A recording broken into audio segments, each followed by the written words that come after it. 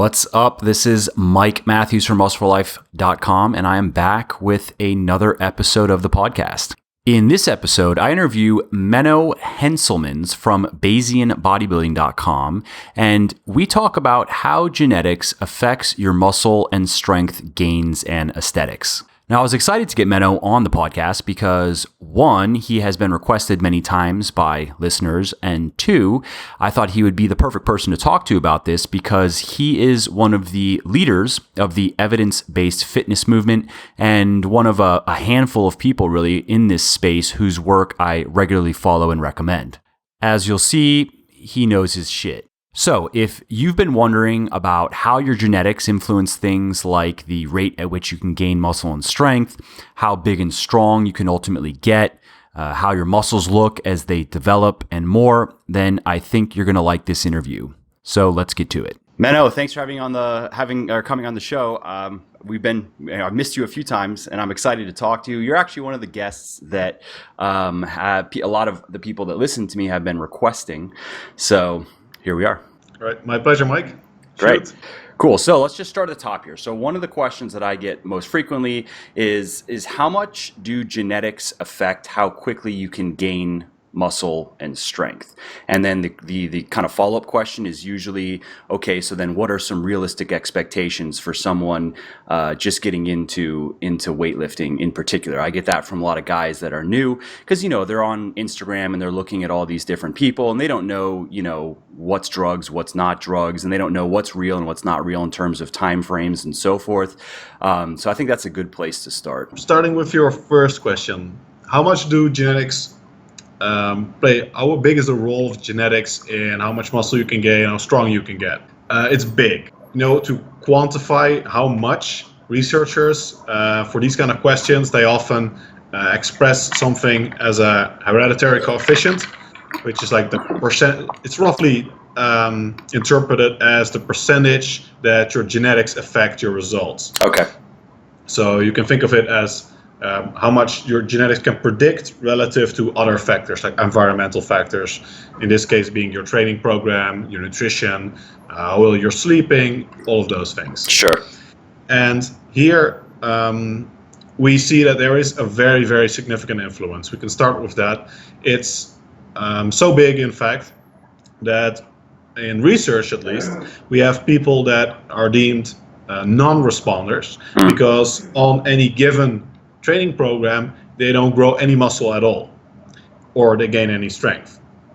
And I'm actually not really in favor of the term non-responder because in all my years of coaching experience, and as a coach, you often get the hard gainers and the people that have tried everything. Yep. I have a lot of people that, they've had 5 different coaches and they're like, okay, this is basically the last attempt I'm going to make. Yep.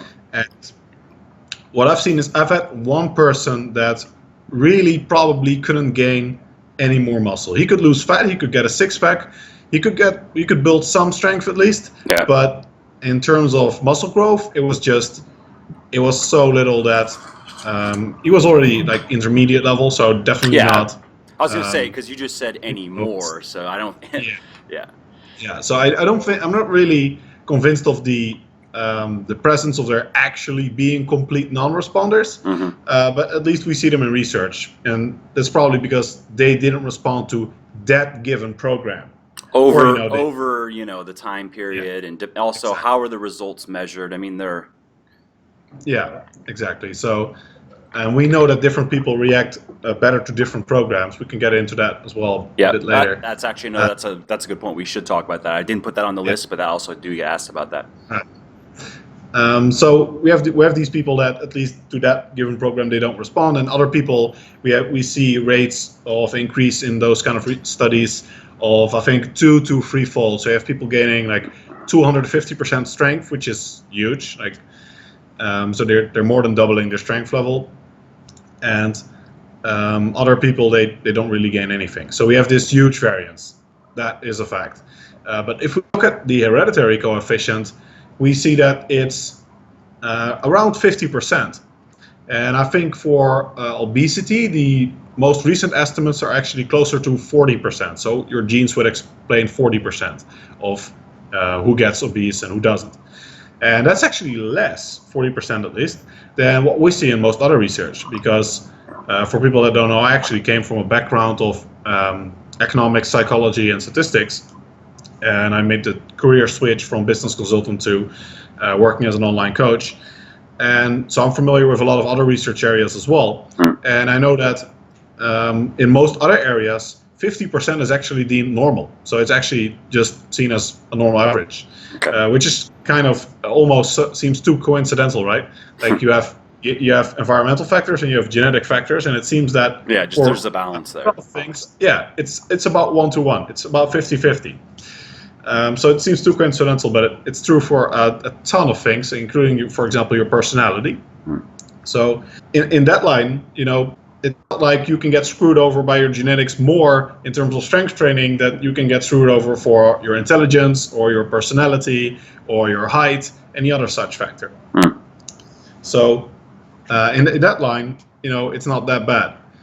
But we do just see these huge variants, and I think a lot of people may be a bit thinking about it too gloomy because they look at the extreme outliers, right? They hear about these non-responders, and then they think of stories like the most famous, I think, that has actually been verified is Andy Bolton. I often use him as an example in my PT course, where as the example of the most extreme outlier, because I think he squatted, I think it was 500 pounds the first session he was in the gym, or something like the first session. Yeah, with a 600-pound deadlift soon to follow. And I know one person that is, he's not that much of a freak, but his first deadlift ever was like 405 and now he's pulling, a year and a half later, he's pulling 600 plus. What is that? That's good. And you would look at him, he just looks like a normal guy. Like now he looks a bit more muscular, but he's not he's not the short, super stocky dude. He's actually like 6'4" and looks pretty muscular, fairly muscular, but you would never guess. Like he could. I told him he should go into gyms and just make bets. He could just make money that way. Yeah. Well, that's another interesting aspect of genetics. Is that how much can you predict based on what you see, right? Right. So for strength, we know that the variance is a lot bigger. It's actually really straightforward as to why this is, why we see more variance for strength than for muscle growth. And that is because everything that affects muscle growth basically also affects your strength. Right. Because given any sort of neural level, I often use the analogy of your brain being the driver and your muscles being the race car. So given any level of neural development, a bigger muscle means more total force production. Mm-hmm. So, or specifically, a scientist would say that a larger cross-sectional area, all else being equal, always increases total potential force output of that muscle tissue. Right. And therefore we see that we have this variance in muscle growth. How much muscle can you gain? But the variance in strength is even bigger, because not only have we these morphological factors, as they're called, so factors like muscle size that affect your strength, we also have other morphological factors like biomechanical factors. For example, the angle at which a muscle inserts on the tendon, even a very minor difference in this angle or pennation angle of the muscle, for example, these which you cannot see at all, just visually, looking at like degrees, and all of this being internal in your body can make a huge difference, because we are talking about these tiny angles that you can have a slight difference in angle that basically doubles the leverage the muscle has on a particular bone or joint. And that basically means that it also can double the force output. So you can have these two people that have the exact same amount of muscle mass, and they also have the exact same level of neural development, but one of them simply has these insertion points of the muscles and the tendons on bones that make that person a lot more suitable for heavy lifting. So they're actually producing the same amount of internal force, meaning the muscles are doing the same kind of work, but it can be a twofold difference in external force output, meaning they can lift twice as much weight while they only have to do half the work. Right. And I mean, I guess a simple analogy could be like the lever and fulcrum type of, where it depending on how it's set up, you can the amount of force that goes in can be disproportionately larger in terms of what goes out. Yeah, that's exactly right. So you can also have that with cable pulleys in the gym, for example. A lot of my clients are surprised, like they have a certain exercise and they're using a certain cable pulley, and then the next session they use a different cable pulley, and they're like, I couldn't lift nearly as much weight. But if you're just changing the amount of pulleys, that can double the resistance. So that's also why machine work, like a lot of people ask, what is an impressive leg press? And my answer is there's no such thing, because the different leg press machines can have such incredibly different leverage and traction rates that, on one machine you can barely press more than you can squat, and on a different machine it's just like several fold. You can just put obscene amounts of weight on there. Right. And look at Ronnie Coleman, and then you have these guys, looking around, and they have someone else step on the leg press, and then they do the quarter leg presses, and they're like, oh yeah, I leg press 1,000 pounds, and they can barely squat 3 plates of that. So right, it's biomechanics. It's not really strength. The other factor that we have that also explains how strong you are is basically, you can group that together as neural factors. So it's like how advanced the driver is, how well the driver can control the car, meaning how well can the brain control your muscles. And also more peripheral factors like your neurons, like how fast can the signal transduce through your neurons and reach your muscles.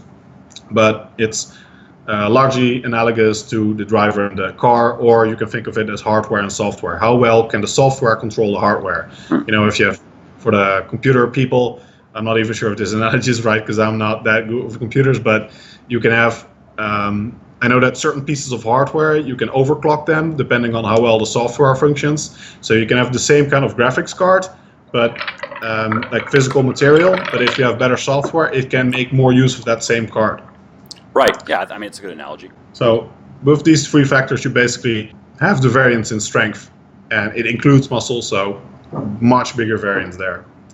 So yeah, I mean, just to summarize, then, so you're going to have people whose muscles are who are just mechanically set up to be stronger, and then you have people whose muscles can contract more forcefully, where like you were saying, the software it just better uses what's available, and then what about in terms of just potential for hypertrophy, potential for size? I think you had mentioned a little bit about that earlier, but that's really where I get asked. I mean, this is mainly guys asking because they're concerned that they're never going to be able to look like, so and so. And I mean, you had touched on it with non-responders versus hyper responders, I guess you could say. So what are some realistic, if we just kind of looked at it in terms of pounds, in let's say the first, if it plays out over, let's say, 5 years. So for muscle growth for guys and then also girls, I mean, I don't get asked very frequently by girls, but there are women out there that are concerned with it.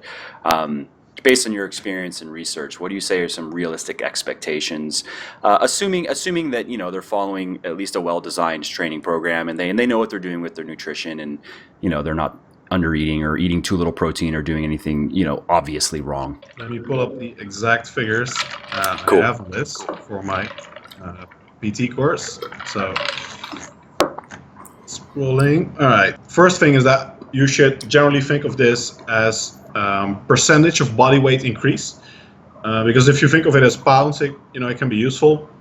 And you have the pretty common rule that novices, like novice men, most men can gain about 2 pounds a month, like purely lean tissue I'm talking about, Right. when they start training, so novices. But beyond that, it gets very tricky, because you have one guy that weighs 200 pounds, another guy that weighs 60 pounds, then obviously they're going to have a very big difference in how many pounds of muscle they can add. So I generally like to express everything in terms of percentage increase in body weight gain. And the nice thing about that is then you also take the gender difference into account, because contrary to popular belief, men and women actually have the same muscular potential. So given the same starting muscle mass, same baseline muscle mass, they can actually grow the same amount. And I have a very in-depth article on that on my website, The Natural Muscular Potential of Women, I think it's called.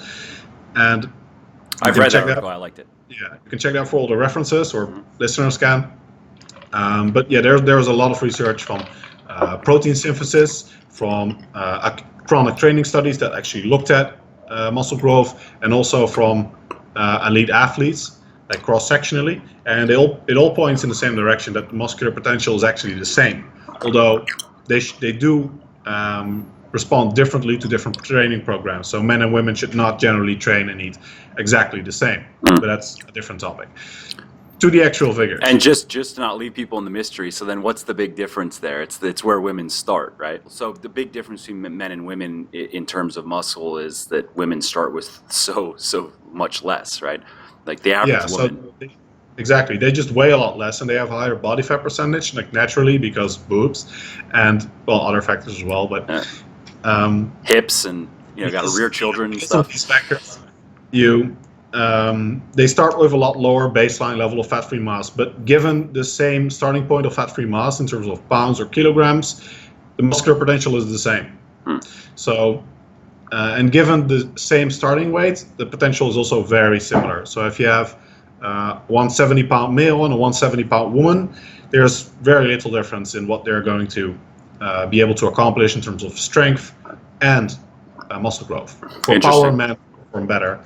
Which is why in most sports men do dominate, but there's also cultural differences there. So right, that'd be anyway. I would like to have you on another time to talk about that. That'd be interesting. Sure. Anything that any of the episodes that are more specifically geared towards women do particularly well, because a lot of the stuff tends to be more male oriented. So yeah, that's true. That's also what I discussed in the article. There's this huge. You're inclined to say discrimination, but it's not discrimination. It's just a disproportionate amount of men in the industry, and therefore a disproportionate amount of male coaches and coaches receiving male clients, etc. So it's almost a supply and demand thing. There's a bias there that just kind of has naturally developed. It's just differences in the market population. Right. But as a reference, by the way, my audience is about 2-to-1 male to female, and that's pretty consistent across like my coaching applications, the clients I work with, Facebook. I haven't checked my website data in like a year, but I think it was the same there as well. I'm like 60% men, 40% women. So there are enough women that it would be a productive conversation. Yeah. So the actual rates that I think are realistic based on the research, my experience, that I have in my PT course, novice individuals can expect to gain about 1% of body weight per week, and that's basically cut in half as soon as you're at the intermediate level. And intermediate here means like seriously trained. Now, so, 1% per week? No, per month. Yeah, per week. So that's like. Well, that'd be like, so if somebody is 200 pounds, then you're talking about 2 pounds. I mean, because that scales down then in time, right? Yeah, it scales down very rapidly. Well, like, okay, good. Yeah, I just want to make sure everybody, because the guy's gonna be like, "What? I can gain? I can gain for my first year. I can gain, if I'm starting at 150 pounds, I can gain all, whatever 50 pounds in the first year." That's the other thing. Remind me, like in a second, what the time frames we should attach to this. Sure. But yeah, so for a novice, which basically means like starting with untrained, right? Okay. Completely untrained. Right. 1%. So yeah, that's aggressive, and that's I think realistic but achievable for the average individual. Okay. So this is what for how long do you see that playing out? Not long. Like you're talking about 6 months or so, probably. Okay. At best. But yeah, I think in your first year you can see very significant growth rates. Like I started at 65 kilos myself, and then I actually sort of unintentionally dropped down to 60 kilos, and that's really, really low weight because I was already 6 foot at that point. Then within a year I bulk up to about 80 kilos, still with abs. Wow. So I then spent about 10 more years basically recomping to get to that same weight but in contest shape. And then now in the last 5 years or so, I managed to get to 6 more kilos. So yeah, it scales down really fast. But the thing is, how many people start off on an optimized program? Right. Almost nobody does. Right. So everyone, they have to trial and error. They need to figure things out. So it's even among my clients, because it's still rare that you have a novice start off training completely optimally, doing everything right, because either the adherence just isn't there yet, or they have other goals, or they're only willing to train twice a week, even if they have the coaching, often it's still not going to be they're actually maxing out on their potential. Right. So everything being right, 1% per week of body weight can be gained, like lean tissue. Okay. Well, maybe like a little fat. But and would you say that that's right down? That's for a person with average genetics, or you say that's for a person that responds better than average, or just the average person? Okay. Yeah, and this basically cut in half as soon as someone reaches the intermediate stage, so that you'll be like 0.5%, and then it's cut in half again once they reach the advanced stage, and you're looking at like 0.25% per week of body weight. So that's like, it's very little. That's what a lot of people, they don't recognize on the scale unless they're meticulously tracking everything. Yep. And then also, I mean, your diet has to be pretty consistent in terms of even macronutrients there, because if your carbs are going up and down, it's hard to see that what's really happening with your weight. Yeah, if you drink alcohol, you wake up, it has diuretic effects, or you're dehydrated. If you have a bowel movement one day, but the other day, all of these things can have variations in body weight that are a lot larger than what you will gain on a weekly basis as an advanced individual. Right, and that's probably why. I mean, you're probably looking at your average weight over time in that scenario, right? Yeah. And as a reference, what I did, which is now within a year or 2 years maybe, I did everything I could for a year, and I would consider myself like an elite level trainee, not because I'm like world class in absolute terms, but in terms of my genetic potential, I think I'm pretty much there, unfortunately. Mm-hmm. But I did like everything in my power to gain as much muscle as possible, which I usually do. But that year I made sure I was meticulous with everything, and I made very sure to record for 2 weeks straight under the most stable conditions I could achieve, with set carbohydrate intake, set water intake, everything, record caliper measurements, circumferences, and I basically concluded from that I gained 1 pound of lean tissue. And I was really happy with that because I expected 0. So I was still likely making progress, which was very good news to me because that's what I wanted to find out. But when you're at the elite level as a natural trainee, you're looking at yearly progress.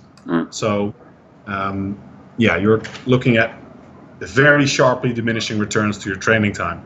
And that's what I was referring to earlier, like the time frames we attach to this.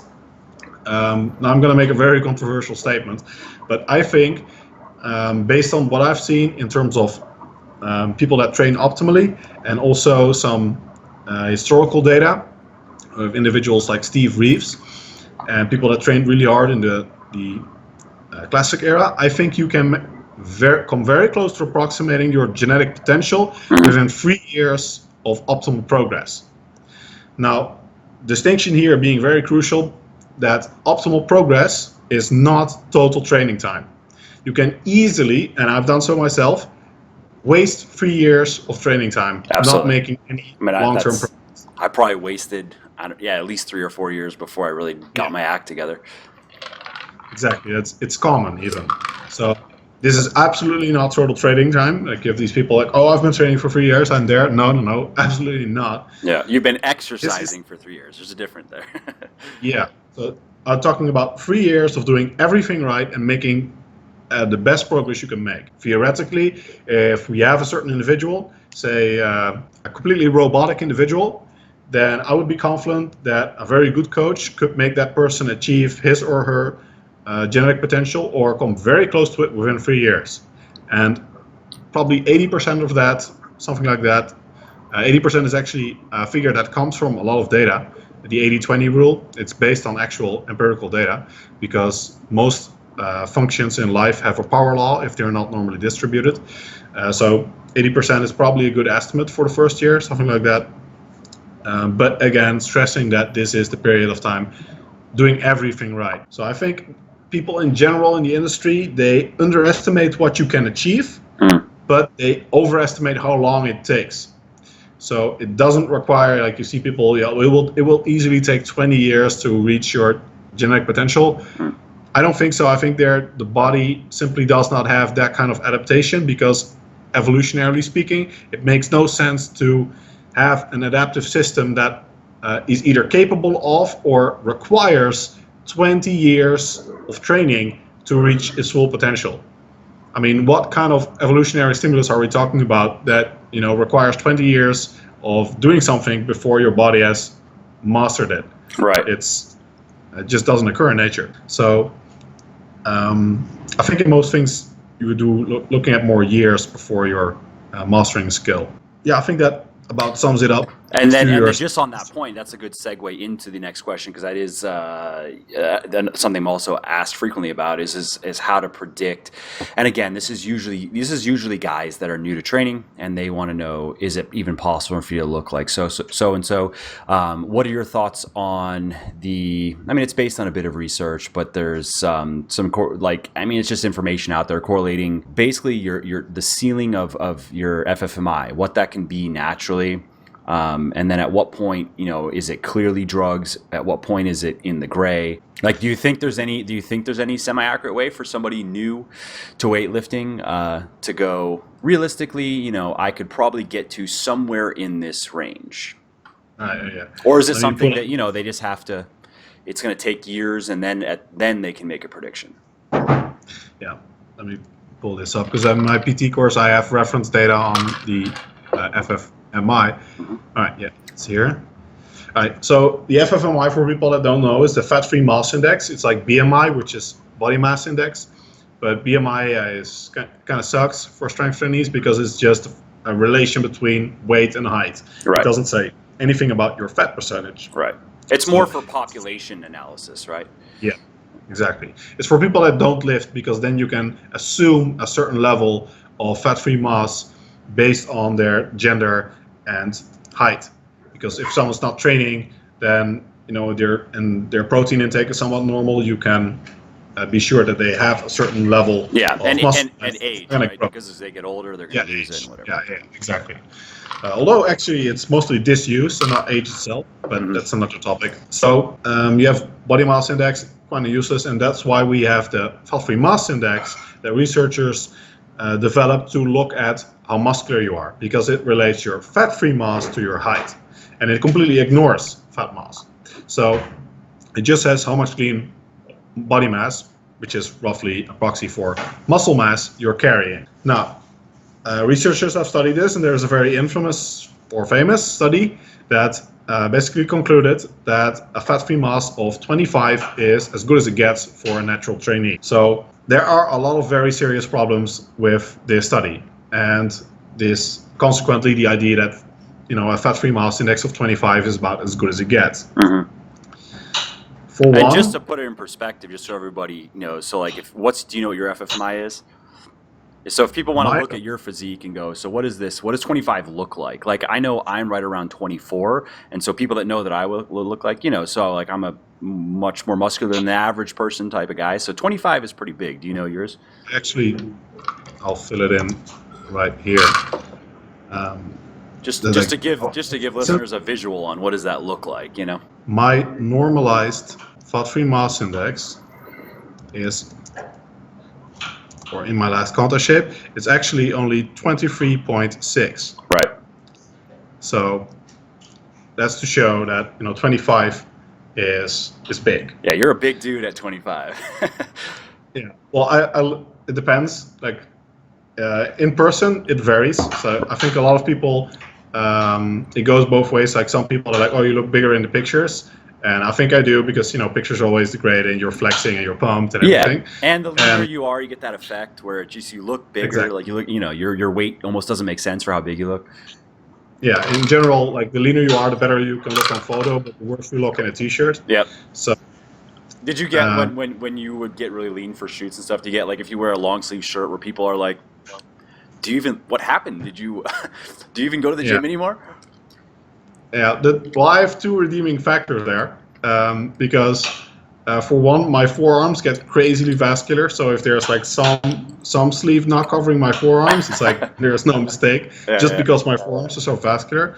And second thing is why a lot of people actually think I look bigger in person. Mostly, I think it's the difference between people that have seen a lot of very big dudes and they see me in person and like I'm not that impressive. Right. They have a bigger impression from the photos. But on the other hand, you have people that haven't really seen a lot of truly big guys. And then when they see me, they're like, oh shit, 6'1", 200 pounds is actually, a big dude. So, and I have, like, my shoulders are genetically my best body part. So I have quite wide shoulders, and combined with height is that, especially here in Asia, and like when I was touring in India, people are like, holy crap. Yeah, you're like Godzilla over there. Yeah, exactly. Because I'm like literally a full head taller and very broad shouldered. So that's funny. Yeah, it all depends on who you ask. Sure. But anyway, fat-free mass index. You have that study that concluded 25 is about as good as it gets. But all that study really did is they got together a bunch of like muscular guys, strong guys. Like they had some truly high-level people in there, like international bodybuilders, powerlifters that won set records, and they basically concluded that in that sample, 25 was as good as it got. Mm-hmm. Thing is, it was just getting a bunch of people together. So, there's no way to conclude from that just because in this sample it didn't occur, that it's not possible. Right. So, and actually that same study concluded that it is possible because they analyzed the records of pre-steroid, like legitimately almost could not have been steroid physiques, like Steve Reeves and like the 30s, early 40s, where steroids simply were not in circulation yet, or you were looking like a serious conspiracy theory level stuff to think that these people were on steroids. And you think that with Reeves? Because I mean, testosterone was pretty widely available at that time, right? Yeah, Reeves was actually sort of a in the transition period where I think Reeves was natural, but there are some people. I think there was a letter of someone saying that it wasn't. Yeah, I remember reading about it, and I was like, "Huh, interesting." Huh. Yeah, so it was like a bit in the mixed gray era. Yeah. It went way before that as well. Sure. And let me pull it up as well. So the reference 28.0 is the largest natural trainee ever recorded. That's big. So yeah, that's 3 points above 25, and I'll give the other reference data as well here. So normalized fat-free mass index, 28 is the largest natural trainee ever scientifically documented.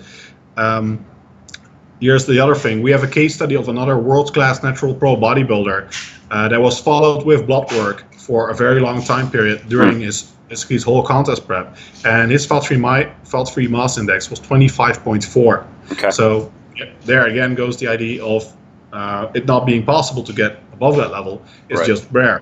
Right. So that 25 level is where, the average person probably, it's a pretty decent sample that they're not going to get above 25 while they're six-pack lean. Right. Distinction there because, sumo wrestlers are actually among the largest, most muscular individuals on the planet. If you look at cross-sectional data, and a lot of these guys, they don't do strength training. And they basically just sit around and eat all day. Well, they do a lot of, they're really, really fat. And it's basically just a genetic fact that the more fat you have, the more muscle you can carry. Sure. Which is why they're so incredibly muscular underneath the huge amount of fat. Yeah. You also see this in many powerlifters, bodybuilders, and it's the infamous story of people saying, like, oh, my fat-free mass index is this, and I have these standards, and my biceps is this amount of inches, so all of these guys are all really small. Let's talk again when you're in contest shape. Yeah, go. Let's start at 10% body fat. Let's start there, and then let's see how things are looking, and then let's go, This being a true 10%, like full six-pack abs level. Yep. So, not 10%, like a lot of guys, they think I'm close to 10% because they almost have abs. In the right lighting where like they're twisting. Exactly. Like super selfie lighting, MySpace angle. Yeah, no, like abs, no flexing type, Yeah. In reality, most muscular trainees have serious abdominal definition at about 15% body fat. So for a muscular individual, if you do not have any abs, the harsh bodybuilding frame of reference would be you are fat as. So for bodybuilding terms, not having any abs at all, there's no reason for a natural bodybuilder to ever go that high in body fat percentage. Even. I agree. So, but again, this being bodybuilding standards, right? Sure. So that's a good point. So on that FFMI data, so I mean that's also I've written an article about it and kind of presented in that this is interesting information. I think it is valuable and it gives us insight, but it doesn't mean it's a hard and fast rule. Would you agree with that? Absolutely. So it's what I did with the calculator in my PT course. I express it as a actually this is not yet in the PT course, but we're building a calculator at least for cybernetic fitness, and it expresses the probability that this can be attained naturally. So you could frame it like that, and then 25 comes about the level that there is a significant chance that this individual is on steroids, but it is very possible to attain naturally. So as always, people want the magic answer, and it's like when you've done a test at college, and people ask, "How did you do?" They're not really asking how you did. They're asking how they did, because they want to compare themselves to you. And that's the same when people ask, is that guy natural? They really don't care if that guy's natural. They want to know, can I look like that? Exactly. And it's a nonsensical question, because you look different, you have different genetics. You'll never know if that person was natural or not. Yep. It doesn't change anything. All you can do is maximize your own muscular potential, be the best you can be. As the cliche goes, it's a cliche because it's absolutely true. Yep.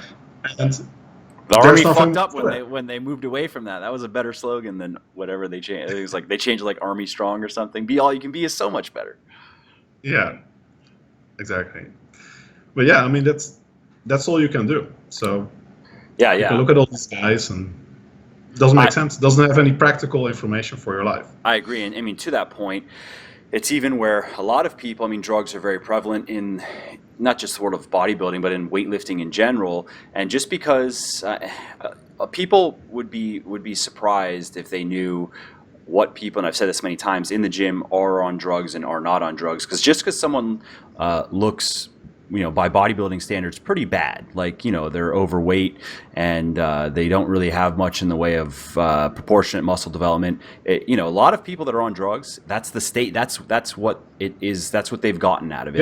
Yeah. And then on the other hand, you have people that look quite good, that stay lean, that have done a good job building their body in an intelligent way, and they look great and they're not on drugs. So there are obvious cases when people are scrolling around on Instagram. Yeah, there are guys that there's no question, absolutely no question, their shoulders are bigger than their heads and their FFMI would be, whatever, 30 plus, of course drugs. But, to that point, it's hard to really know, because just because someone looks good doesn't mean drugs. Just because someone looks bad, but they're just kind of big and strong, that could absolutely be drugs. Yeah, exactly. That's the other reference point I had here.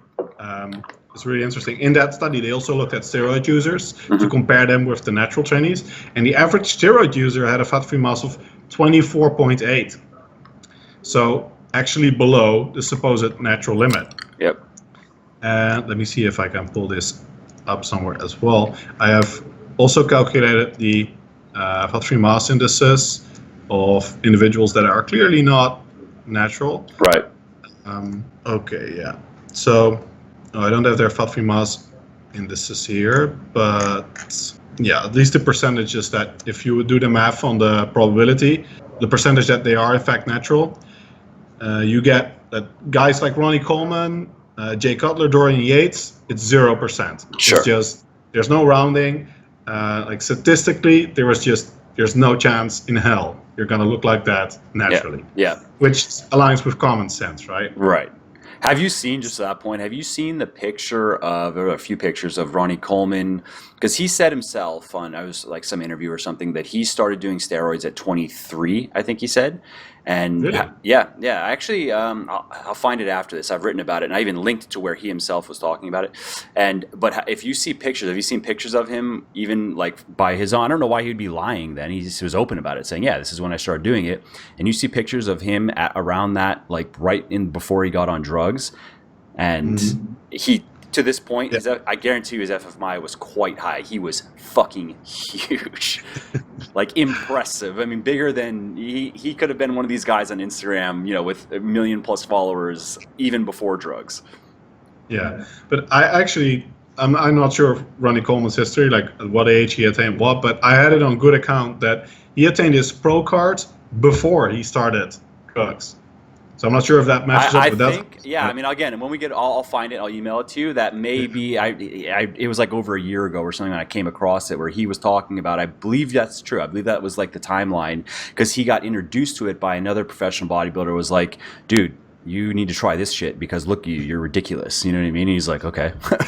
Yeah, no, I absolutely believe that. Like I've heard that about Ronnie Coleman too, and like some other guys that are just already obscenely big before they start using drugs. And I mean that makes sense because at the top elite level, Yes. those are the individuals you'd expect to find, right? They have it all. Yep. Like they have the genetics and the drugs and the dedication. Yep, and it's like that with any sport. I mean, you have the best football players, or even just anyone that makes the NFL was a genetic freak their entire life. They were better, they were the best. They stepped on the field at 6 years old and were just better than anybody, and that was basically the story of their life until they made it to the NFL. Yeah, that's actually an interesting thing about the relation between genetic potential and dedication. In my experience, it is strongly negative, being that the most talented individuals often do not have the dedication that especially intermediate level trainees have. Mm-hmm. In my experience, I think the optimal is about intermediate level, or even is just completely negative with the more hard gainer you are, the more you're willing to do. Mm-hmm. Like in the Netherlands, for example, we have this gymnast, Jury van Gelder. That's a great example. I thought about posting that during the Olympics because there was this scandal that on the day before his event, I'm not really sure of the particulars, but on the day before his competition or something, he was partying, using cocaine. He had a history of cocaine use as well. So, you're talking about someone performing in the Olympics, and they cannot muster the dedication not to go drinking and using drugs the day before the event. Yeah. I mean, if you compare that to like amateur level bodybuilders that I'm coaching, if you would give that dedication to Jury van Gelder, world domination. We would have a specimen. Yeah.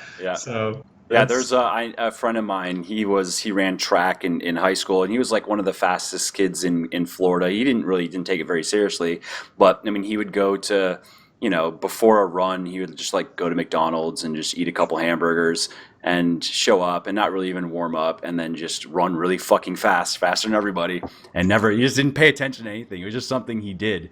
And talking about genetics, his dad was briefly in the NFL as a running back. So I mean, he just had it, and he was just like, yeah, whatever, and he didn't care, so he didn't like go anywhere with it. But if he would have, I'm sure he could have really gone far. Yeah, that's the thing. If you just have it, you don't appreciate it. Right. Like if you have to work for it, you appreciate it. 100%. Same thing with money. If kids that come from rich families, if they just inherit money or just have always been around money, it doesn't mean anything. It's just who cares. It's Absolutely. Anyways. Yeah. So great. I think that's a good encapsulation of FFMI, and I think you're mentioning this PT course, which when we get to the end, you can tell everybody where they can find this information, where they can find your stuff, because I know people are going to be wondering now, where's this calculator? I want to see it, and I think it's good for just people to know. If you go look at. You can use Menno's calculator if it's available. Obviously, it's part of a course. But also, if you just look at FFI calculators in general, you can get an idea of. I think it's fair that I would say I don't know if you agree with this, Menno, but 25 to 28 is probably the realistic upper limit for most people that are getting into weightlifting. Yeah. So I can give some more figures here because I have it pulled up anyway. Cool. Like Arnold Schwarzenegger would still be 0%. Like there's no way. So and let's just give his numbers real quick so people know. Like he was 6'1" is his height, 6'2". Yeah, I think it was about my height. I think so. 6'1".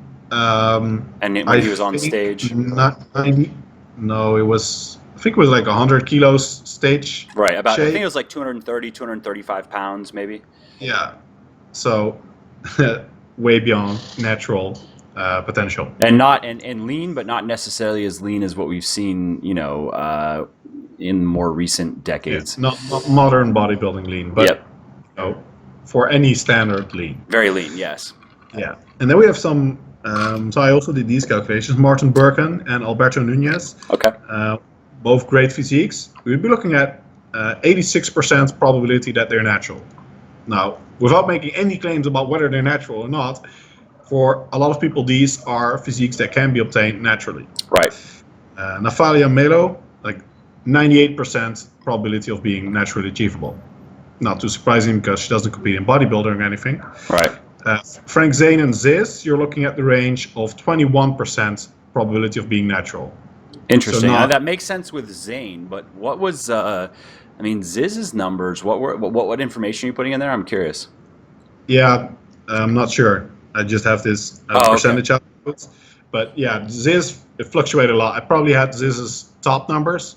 So also I feel not like, because he was very open at his drug use. I feel like his physique earlier on, when he was a bit smaller, but he was very lean, that look is, I think that's attainable. I mean, it's going to take quite a bit of time to gain that enough muscle, and obviously you're not going to be able to stay that lean all year round naturally, or at least not without without feeling like shit. But I would think that someone could naturally achieve that look and maintain it for a little bit, and if they want to do pictures and whatever. I mean, I think Ziz's like body, I mean, his waist was smaller, and I think aesthetically, he beats me in several ways. But, when I'm at my leanest and I've gotten to where I would be comparable, at least in terms of like size and leanness, I didn't, as good as he did at his leanest because his body is just better built for it. Yeah, exactly. He had these insane shoulder, trap, and chest insertion points that just make his muscles look so much fuller than mine as well would ever look. And then you have that small waist with Exactly. And the last figure I have is Mark Fit. As well known in evidence-based circles, I think, but he's like 92% achievable naturally. He's really lean mostly, and his level of muscularity is very respectable, but not something that you would accuse someone of steroid usage for. Right. Awesome. So I think that's great. And to just point out that you're talking about achievable naturally. So people that are listening, it's not that he's saying these people are natural, whatever, but it's just that's a good reference point of going, is it possible? Yes, there's a very good chance it's possible. Or in the case of Frank Zane, nah, not so much. Yeah, exactly. So there might be the odd individual that can actually look like Zane naturally, but it's the odd individual.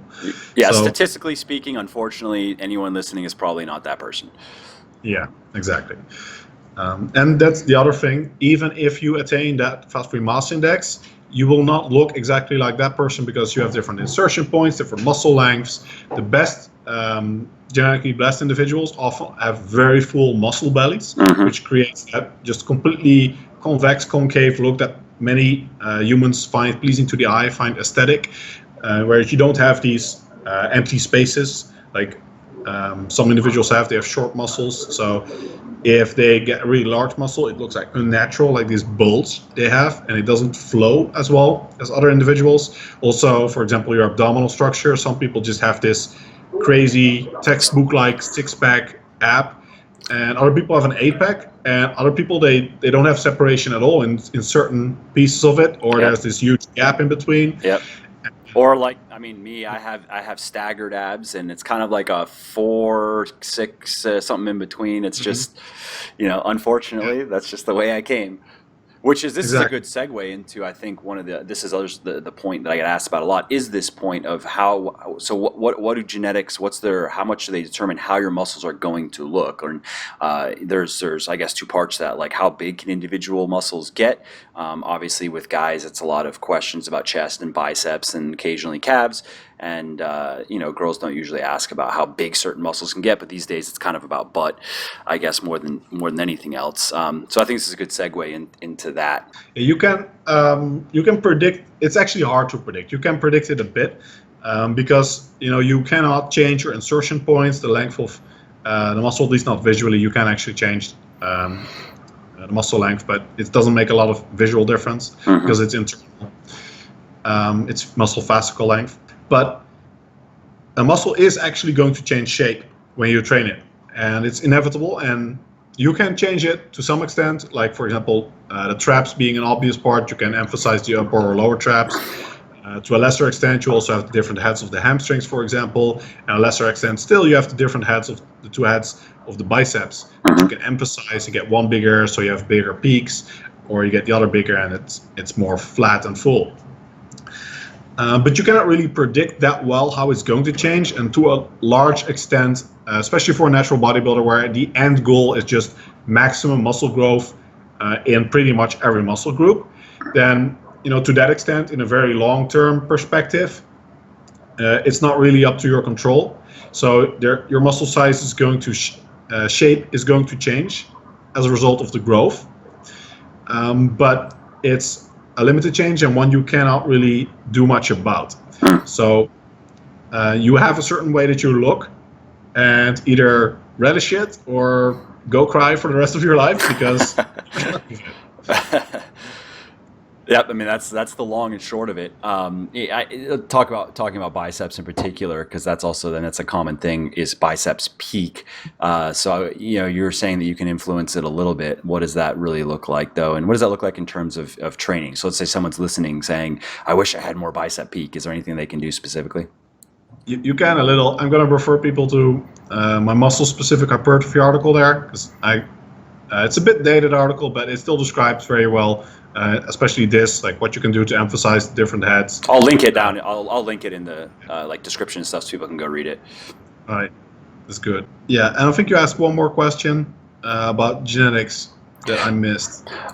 So just the last couple points were the size of how big how much does genetics play a role in individual muscle groups? So just as how individuals can be hyper responsive to weightlifting, is it also true that certain muscle groups can be hyper responsive? Because people seem to have what is generally referred to as a genetic strength, that muscle group that for some reason just exploded, and then other muscle groups, like for me, my experience has been my chest and my biceps have always just been high responders, to where I've actually toned down the volume because I felt like it was getting a little bit, it forced me to my shoulders always seemed to be just very stubborn, and so the bigger my chest and biceps got, the more my shoulders looked bad.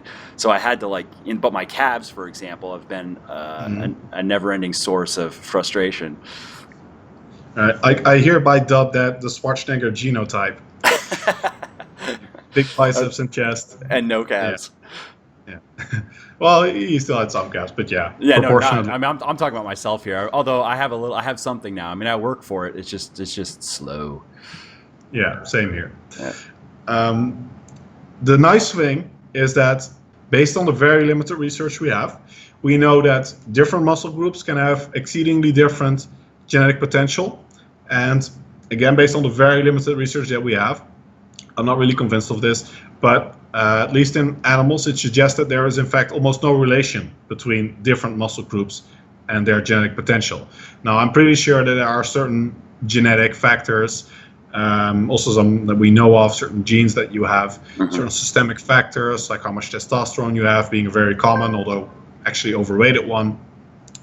And these determine muscular potential for your whole body. But in principle, some core components, like how many satellite cells you have, how much myonuclear addition can take place, these very internal components of the muscle tissue itself that you cannot see, and that vary in each different muscle group, they are very, very influential for how much muscle can be built, and they can vary a lot in different regions of your body. Right. So you commonly see individuals that have strong points and weak points. For some people it's quite pronounced, other people's are more in between everywhere. And what you don't really see, and this is actually a good example of that, where I say I think this is limited research that we have. Some people take it to extreme, and they say, well, there's no relation because that's what the research says. But how often do you see an individual that has truly really impressive upper body or pecs and just no biceps, for example? Right. It doesn't happen. No. So there is a correlation there. It's obvious. But yeah, you definitely have strong points and weak points. Yeah, and there's also muscle fiber types that can come into play too, right? Like, Yeah. I just in my I was really just kind of curious on calves in particular. I came across some research that just indicated that some people's calves are high in fast twitch, and some people's calves are higher in slow twitch, and that alone can explain a bit of why some people have good calves and rarely ever, if ever, train them, and then other people like me will train them quite frequently, and with higher rep ranges, lower rep ranges, really work at it and get not very much out of it. Yeah, that's true. And the thing with the calves, actually, has our specific article on that as well. I have 3 reasons your calves aren't growing. And the thing with the calves is that actually the genetic potential doesn't appear to be lower. And what you see in almost all elite level competitors is that there is a nearly 1-to-1-to-1 ratio between the neck, the calves, and the upper arms in terms of circumference. But the calves do have the potential to suffer or shine greatly depending on the attachment point of especially the gastrocnemius and the length of the tibia. So what you probably have, and what I have too, is that you have quite long lower legs. Yes. And the muscle is attached quite high up on the bone. So it has to stretch a longer distance. Yeah, and it's just that one part. You can get like a nice, if you flex it, you get this nice bulge. But if you're just standing, then it doesn't appear very impressive because you have this long lower leg, and indeed it's stretched over a significant part. Whereas other people, the calves just sort of flare out more. It's like an exaggerated version of quad sweep. Some people have a lot more of it than others. I also have very little quad sweep, just like Arnold Schwarzenegger. I actually have very similar structure, not the size, unfortunately, of the quads of Arnold Schwarzenegger. And whereas other people, they just flare out way to the sides. Yeah. So same with the calves. So for calves, you can have my calves, for example, they're the same size as my neck and my arms, at least last time I checked. So, but it doesn't appear that way, like depending on what clothing you wear, etc. So the calves in particular are have a very big difference in appearance, whereas their actual muscle growth potential can be quite good. That's a good point, actually, because looking at my calves, flexed, they look quite differently. They look quite different than unflexed, and even measuring them with, there's a guy that works with me who has visually more impressive calves, and we've measured, and we have I don't know, he might have a little bit of size on me, but he has the muscle insertion point is just for visual appearance, his is better. Exactly. Okay, so the last point, and this is something you did touch on, is so that's in terms of size and genetics and how they play a role in response to weightlifting. What about look? So you've been mentioning things like, and people hear this stuff like insertion points and muscle bellies, and if you could just quickly kind of explain to people what this means and how does it play out visually, and how do genetics influence how we're going to look. Like, you can have 2 people that just do a bunch of the same chest type of training for 6 months, and why does that one person have that square armor plate, perfect looking chest type of setup, and the other person is maybe rounder and droopier or whatever? And the reason why I think it's worth touching on is there are a lot of people out there, trainers, coaches that will claim that getting that perfect looking chest that most guys want is just a matter of training the right way. That, like, if you don't have it, it means you're just training incorrectly, and you need to give them money and they'll show you how to do it. Yeah. The thing is, like, the muscle insertion and origin points, they are fixed. You're not going to do anything about that. So that's the part of the appearance that's just you can do nothing about. So this means that some people will have a bit longer muscles and they have a larger muscle belly relative to the bone than other people, which means that some people get this really full muscular look, and when they're really muscular, it's like muscle all over the body just flows into each other. A great example of that is Phil Heath, who has that everything just flows into each other, whereas other individuals, it's more the joints and the bones, they're a lot more pronounced because there is room there. There's a larger tendon or longer tendon, or for example, the biceps which is a good proxy that you can use for yourself. You can, if you flex your bicep to 90 degrees, and then you can see how many fingers you can squeeze in there. Yep. And if you can squeeze 4 fingers in there, for example, that is bad in terms of muscle length. And it means that even if you develop a huge biceps, you can get a great peak, but it's just not going to cover the entire arm. So you're never going to get that Phil Heath-like flow. Yeah, it's going to be more like the tennis ball look as opposed to the football. Exactly. So these factors, and also for your chest and for your abs, like we discussed, they're fixed. So in that regard, the muscle shape is something you cannot do anything about. And it's also something you therefore shouldn't worry about. Yeah. If you cannot control it, don't worry about it. Yeah. So just get the best abs you can get. Yeah, exactly. And I think almost everyone ends up being quite happy of what they're at, because, like we said, almost no one is screwed in every regard. Yeah. So you might not have, that armor plate looking chest and the full 6-pack abs, but maybe you have a very aesthetic back, or you do have like the quad sweep or the calves, and there are all these other people. So you might look at my physique, for example, and you're like, oh, look at those broad shoulders, but then your quads and your calves might be a lot better. So almost no one is screwed in every regard. Yeah. Okay, great. So yeah, I think that's a good summary of it. And I would add to that for just people listening, again, you'll kind of know this as you put a couple years of training in and build your foundation of muscle. And I would say also, I think body fat percentage is worth mentioning, in that, you're going to look quite different as a guy at 15%, than 10%, or even as you get under 10%.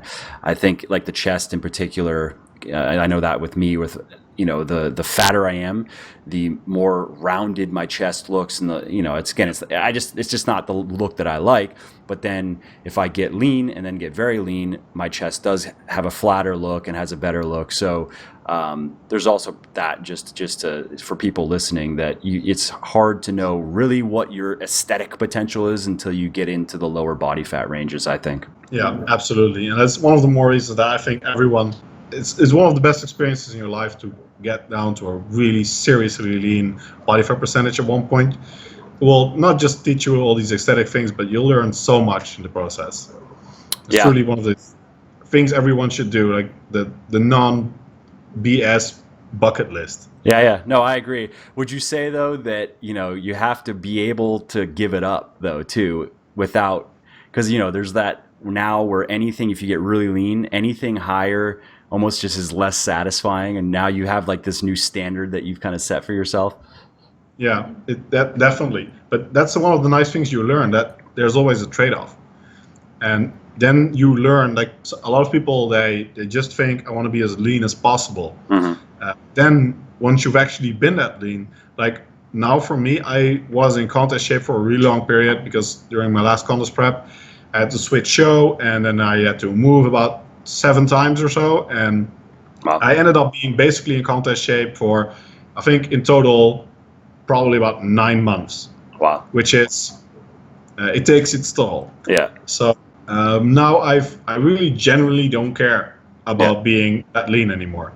So I'm just got it out of your system. Yeah, I'm in Asia now, and all these different foods are here to try, and I'm like, I can get that lean again in a few months. Yeah. I have all the tools, and it's just a matter of putting my mind to it, and then I'll do it. But there's no point in me staying that lean long term right now. So that's the nice thing. You get the control, and you are aware of the trade-offs, and it really puts things into perspective. Yeah, no, I agree. That's a good point. All right, well, we could go on for probably quite some time talking about all kinds of things. So to wrap up here, where can people find you and find your work? And then also, you were mentioning a PT course. I know people are going to want to hear about that. You can find basically all my stuff and my team stuff on BayesianBodybuilding.com. And if you want to just spell that out so people. Yeah, Bayesian. Well, just link it, like Bayesian. Oh yeah, okay, I'll put it. Yeah. BAYE. So, yeah. And we're on Facebook, Twitter, Instagram, and looking into a few other things. But those are the big ones, and you can find them all as well. We have a newsletter, so you you can just check it out, see if you're interested. Yeah, and I'll throw in there that I don't follow regularly too many people in this space, just because I find it's not productive. But you're one of the guys that I regularly read, and you obviously know what you're talking about, and so I recommend everybody listening, go follow Menno, follow his work, and you will learn things. I hope so. Yeah. Mm-hmm. Okay, cool. So are there any projects that you have that you're working on now that are coming up that you want people to know about? Not particularly. I'm knee deep in an English PT course and a Dutch PT course, and just doing a lot of coaching at the moment. Cool. We're expanding social media outreach, so we're going to post a lot of infographics on cool new studies. Nice. Awesome. Okay, great. Well, I think that's a wrap. I really appreciate, again, you taking the time. It's been very informative. I know people are really going to like the interview because, again, these are questions that get asked, and that's why it's on my list. I'm like, I need to do a podcast. I need to find someone really good on this. So I think you've delivered perfectly. So I think you'll probably get some feedback from people. My pleasure.